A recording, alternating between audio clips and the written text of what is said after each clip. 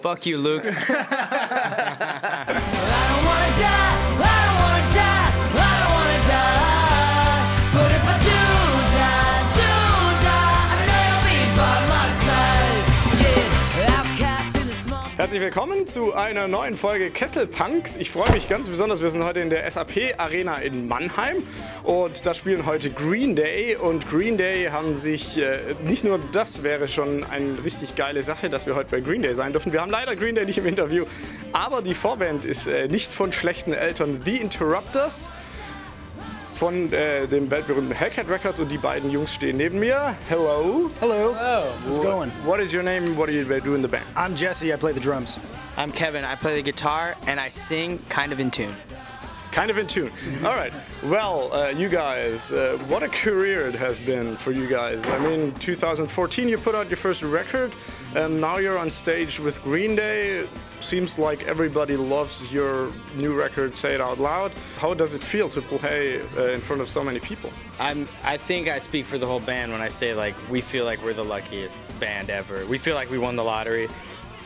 Playing these shows with Green Day, it's the most nervous I know we've all ever been. You walk out there and it's just like a little bit different, you know, than the Keller Club.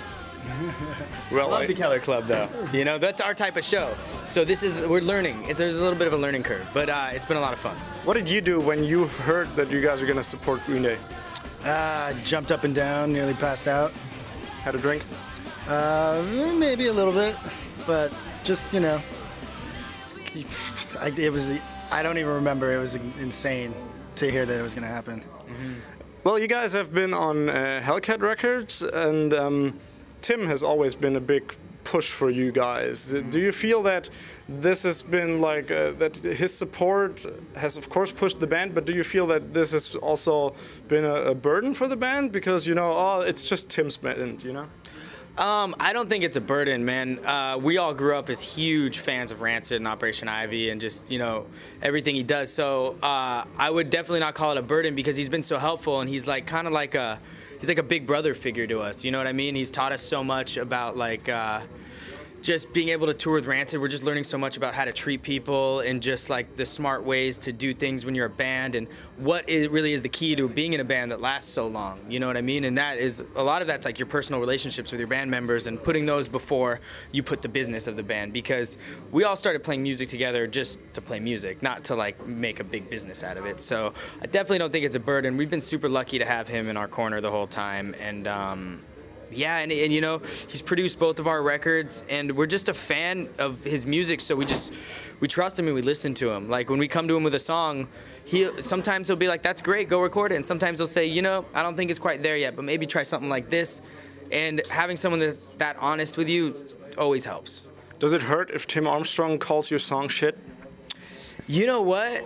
It's kind of surreal. I mean, it's happened where we've played him a song that we're excited about, and he'll be like, "I see what you're trying to do, but you're not quite there yet." I think it pushes us as songwriters, and it's a great thing. You know what I mean?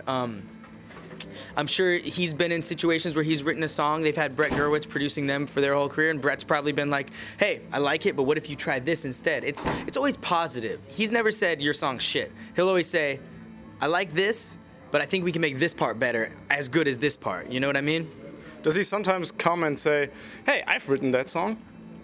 Not exactly. No. I mean, we're super conscious of not ripping off anyone in our immediate genre, you know, when it comes to writing lyrics or chord changes and stuff. We try to, you know, be respectful.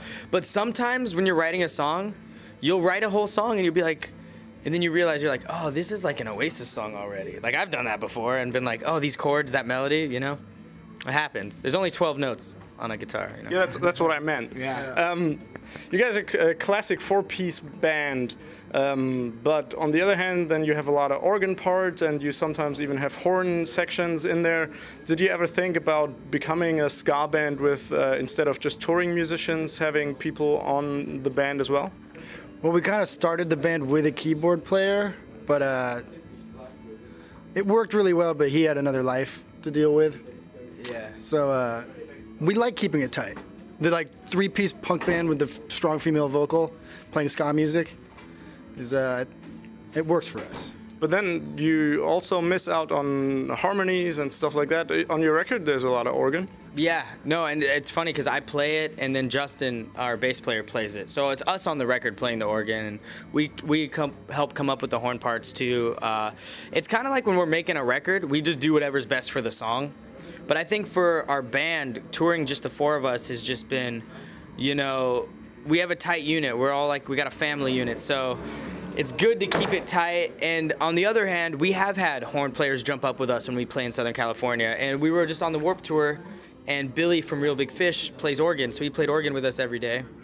So we embrace it when it can happen, but adding it as a permanent thing, we haven't really talked about that yet. But who knows, maybe one day, you know. I don't rule anything out.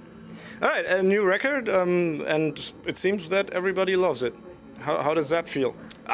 I didn't know that it seemed that everybody loved it. I mean, we made a record that we're super proud of, and we love playing the songs live. And if you say that everyone loves it, that's awesome, man. It's good to hear, and it feels good because you never know until you put it out there. Well, that's at least in my circle of friends. Like Cool. all the people that like ska really dig the Interrupters. Oh, nice. The people that don't like ska, of course, hate you. Oh. Well, that's fine too. Can't win them all. Yeah. Hello, Lux. Fuck you, Luke. Say It Loud is the title.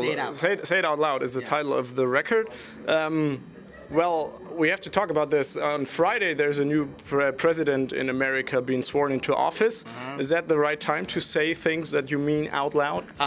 For him or for us? I think it's always a good time. I mean, there's a new president in America every 4 years, so it's always a good time to speak your mind. And yeah, there's a lot of division, I think, with people right now. And I think the most important thing is people, you know, standing up for what they believe in and against any kind of perceived tyranny and things of this nature. Or, I mean, we always sing about not letting anyone tell you what to do or try to take away your rights. And we're traditionally kind of like an anti-establishment band. So we got a new president coming in. He's the new establishment. So we're going to stay anti-establishment.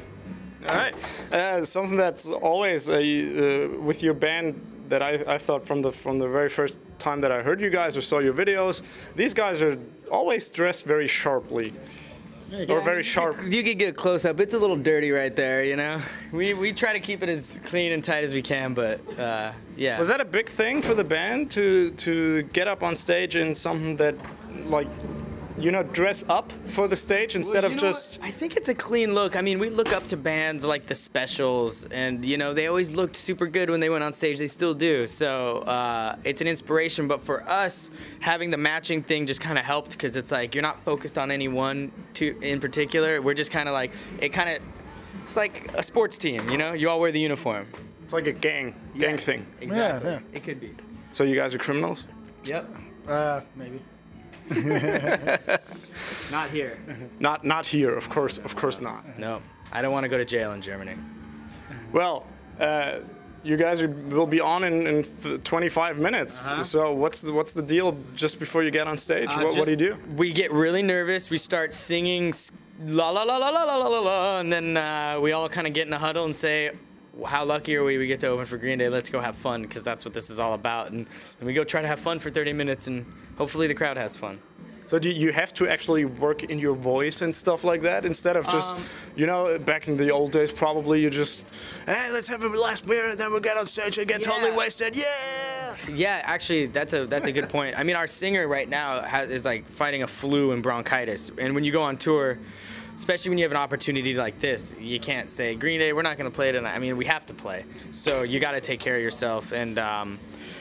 And yeah, if you lose your voice, it's no fun. We've had it happen. And the show must go on, you know. Das war's wieder einmal. Wir schauen uns jetzt mal an, was die Jungs hier so live können. Bis später. Dankeschön. Hallo, herzlich willkommen bei mir im Schnitt. So sieht das Ganze aus, wenn ein Kesselpunks Video entsteht. Leider habe ich gesagt, wir schauen uns an, was die Band so live kann, aber es ist einfach so, in der SAP Arena war der Sound so beschissen vor der Bühne und auch, ja, die Bühne war einfach so hoch, dass da eigentlich vernünftige Live-Clips gar nicht zu machen waren. Deshalb kriegt er jetzt hier stattdessen einen kleinen Ausschnitt von einem ihrer tollen Videos zu sehen. Wir sehen uns wahrscheinlich schon nächste oder übernächste Woche mit dem nächsten Video. Ich würde mich freuen, wenn es euch gefällt. Immer Daumen nach oben, ihr wisst ja Bescheid. Und sagt es euren Freunden weiter. Und ich würde mich freuen, wenn ihr uns erhalten bleibt. Bis dann. Tschüss. What's your plan for tomorrow? Are you a leader or will you follow? Are you a fighter or will you cower? It's our time to take back the power. What's your plan for tomorrow? Are you a leader or will you follow? Are you a fighter or will you cower? It's our time to take back the power. What you gonna do when they show up in black suits on your street in army boots? And there's silence